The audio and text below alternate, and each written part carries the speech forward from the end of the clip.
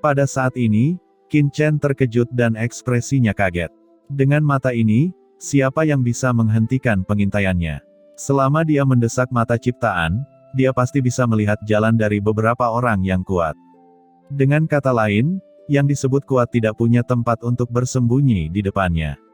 Bahkan mata jiwa ini, dengan hanya fungsi seperti itu, sudah cukup membuat Qin Chen bersemangat dan terkejut. Hong Huang Zulong melihat Qin Chen menatapnya dengan penuh semangat, dan tidak bisa menahan cemberut. "Nak Qin Chen, apa yang kamu lihat?"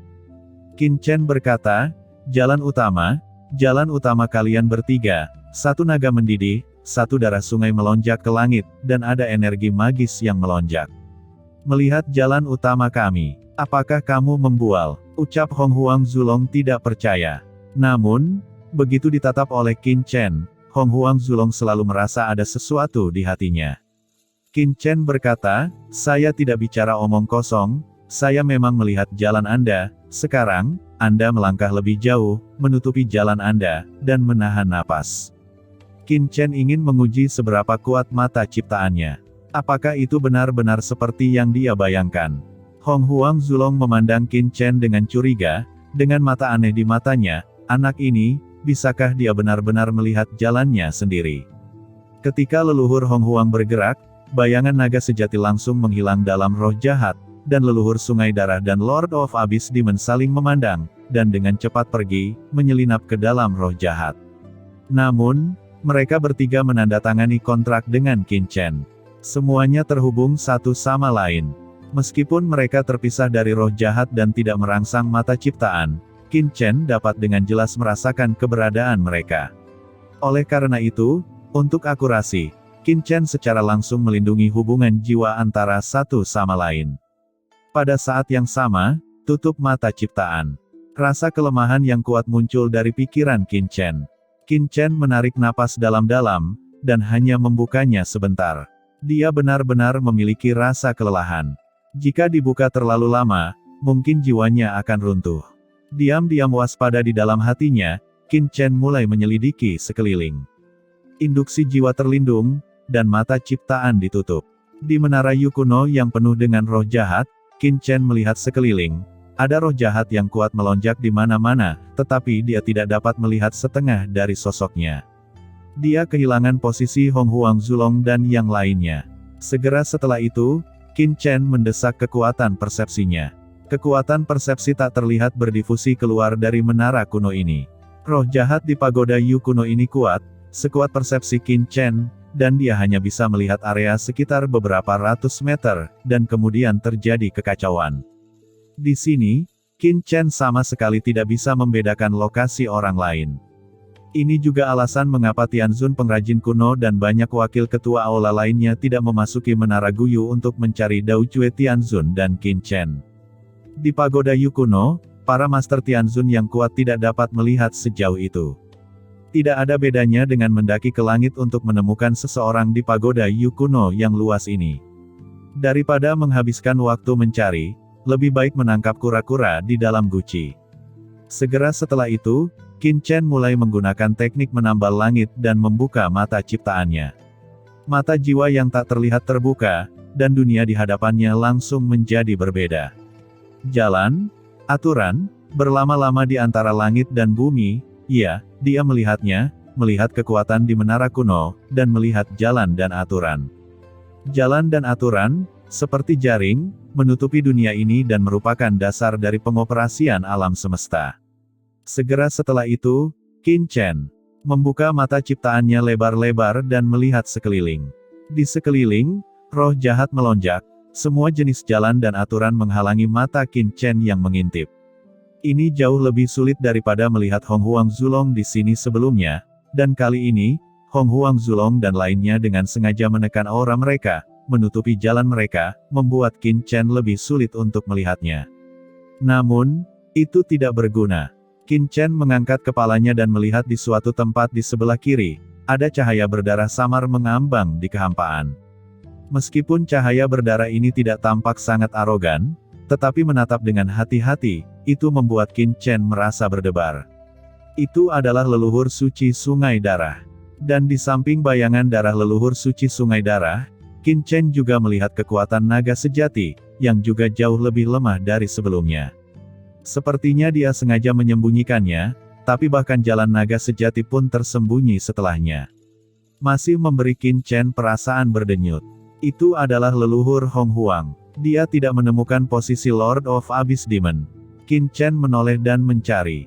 Akhirnya, di sisi kanan, dia melihat kekuatan jalan klan iblis tidak aktif. Itu juga cukup kuat, tetapi lebih lemah dari jalan leluhur Hong Huang dan leluhur suci Sungai Darah.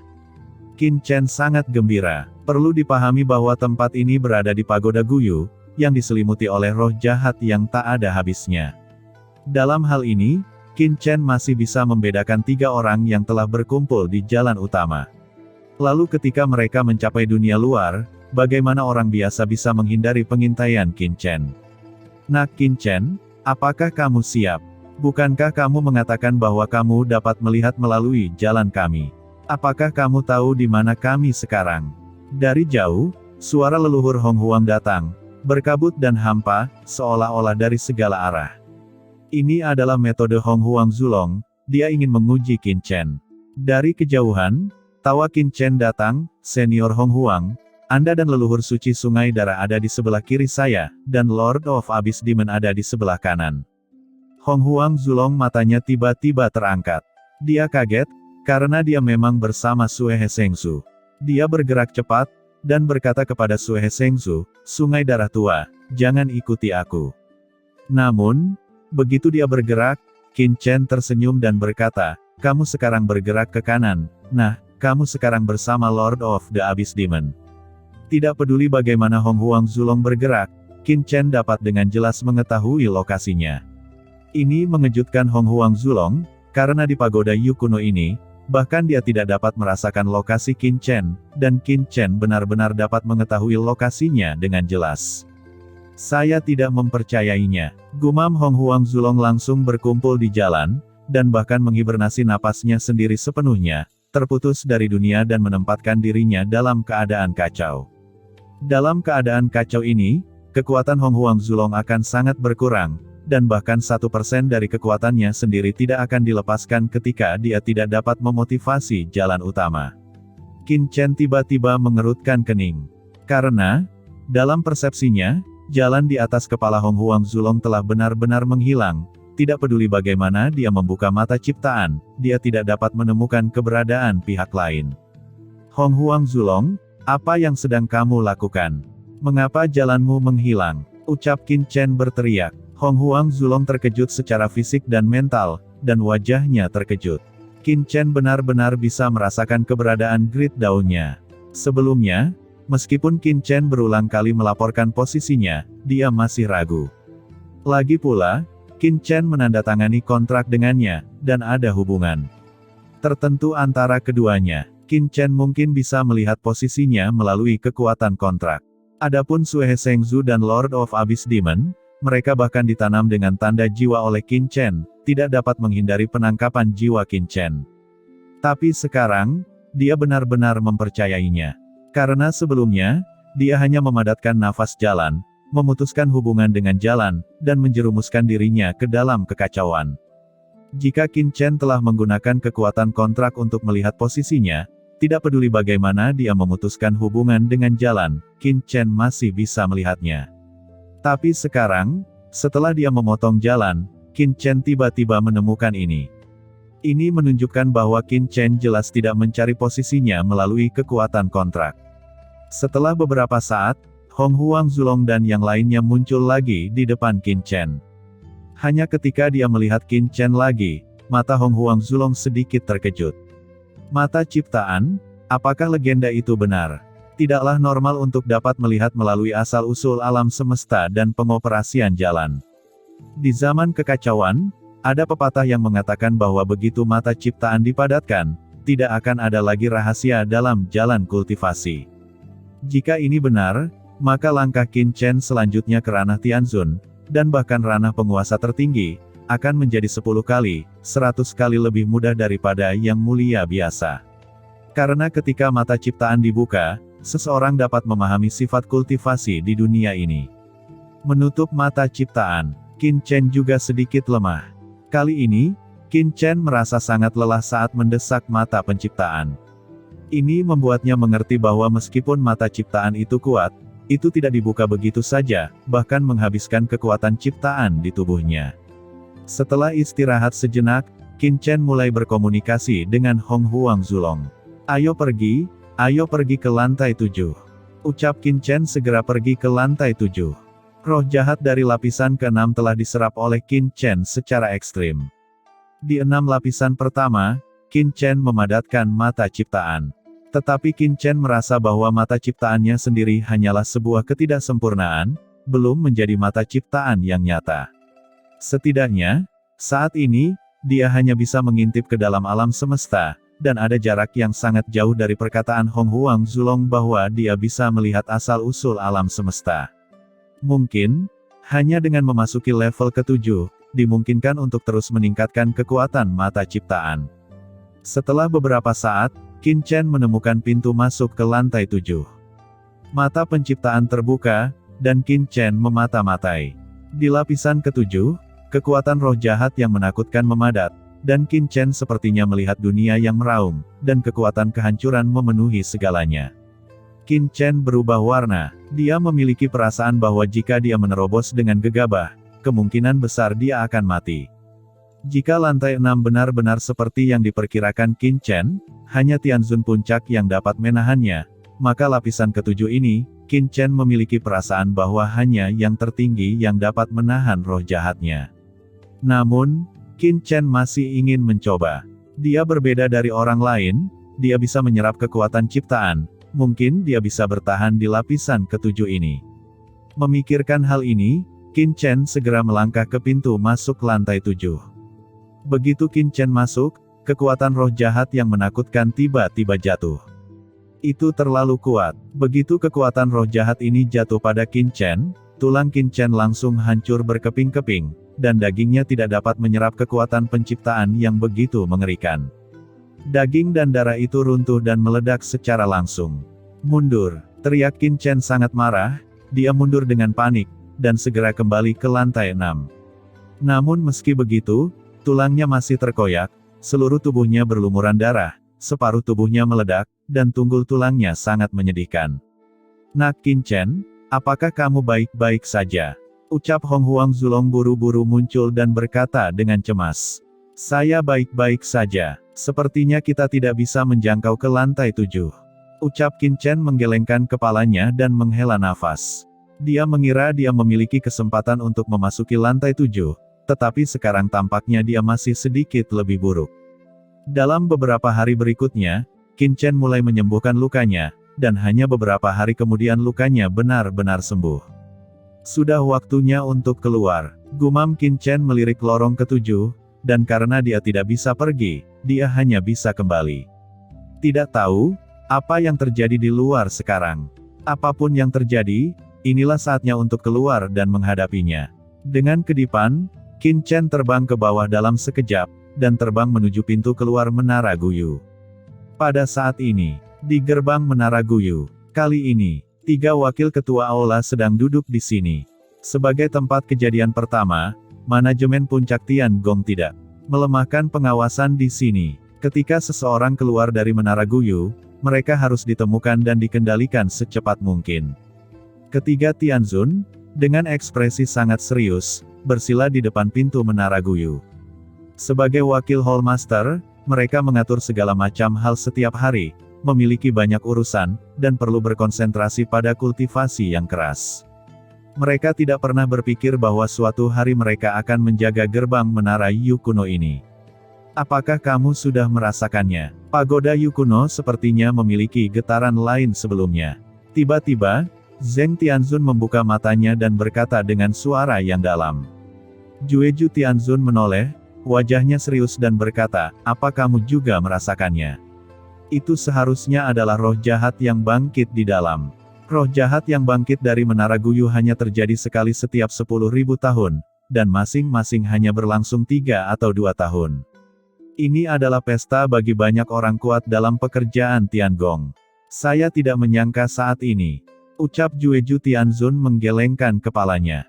Zheng Tianzun dan Zuotong Tianzun juga menghela nafas. Saat mereka sedang berkomunikasi, di dalam pagoda Guyu, Qin Chen turun jauh ke bawah. Pada saat yang sama, Qin Chen juga memata-matai kekuatan jalan besar dari orang kuat lainnya di pagoda Yu kuno. Kulit Qin Chen membeku. Meski dia sudah siap, sekarang, hal-hal di pagoda Guyu telah terungkap. Dia hanya memikirkannya, dan dia tahu bahwa tempat rahasia markas besar Tiangong sudah berada di bawah darurat militer. Peristiwa sebesar itu, saya khawatir Shen Gong Tianzun juga telah kembali. Tanpa memedulikan, bagaimanapun, Dao Jue Tianzun telah ditemukan, dan itu bukan apa-apa. Kebetulan Qin Chen juga perlu mengetahui keadaan Qiansu dan yang lainnya melalui Shen Gong Tianzun.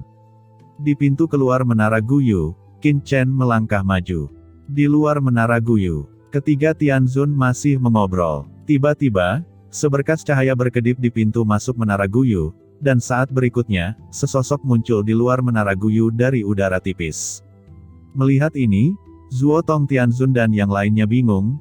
Bagaimana mungkin orang yang keluar begitu mudah, dan sepertinya mereka belum pernah melihatnya sebelumnya. Qin Chen, itu Qin Chen yang keluar.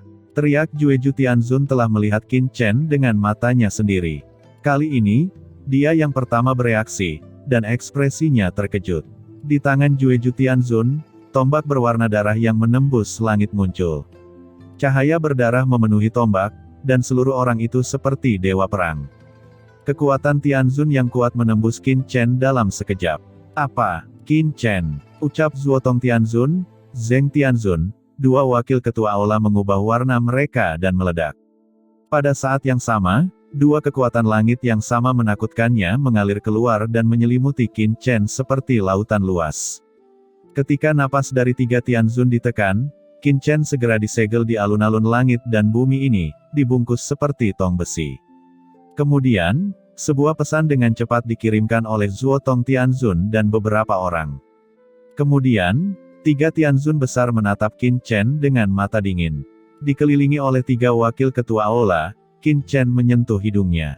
Sejujurnya, dia mengharapkan Tiangong untuk bergerak, tapi dia tidak menyangka akan begitu intens. Saat dia keluar, dia langsung dikelilingi oleh tiga Master Tianzun. Apalagi itu masih dalam postur umum seperti menghadapi musuh. Apakah itu perlu? Wakil Ketua Aula Jueju, lama tidak bertemu, apa kamu baik-baik saja, apakah keduanya? Bagaimana kalau memperkenalkannya? Kata Qin Chen sambil tersenyum, dengan postur santai. Jika sebelum memasuki Menara Guyu, meskipun Qin Chen tidak takut pada Tianzun yang kuat, dia masih akan berada di bawah tekanan ketika dia dikelilingi oleh tiga wakil ketua aula. Namun, selama 3 bulan di Menara Guyu, Qin Chen menyerap kekuatan ciptaan, dan kultivasinya menembus periode di zon akhir dan langsung menuju keadaan puncak di zon periode selanjutnya. Qin Chen lebih tenang menghadapi penindasan dari tiga wakil ketua aula. Ketenangan Qin Chen jatuh di mata tiga wakil kepala aula, tapi dia sedikit bermartabat dan tenang. Anak ini, luar biasa. Ini adalah pemikiran pertama di benak Zuotong Tianzun dan Zheng Tianzun. Meskipun dua wakil ketua aula telah mendengar tentang Qin Chen, mereka belum pernah melihatnya. Ketika mereka melihat ini, mereka segera sampai pada kesimpulan seperti itu di dalam hati mereka. Dia layak untuk mengobarkan badai di tempat rahasia markas.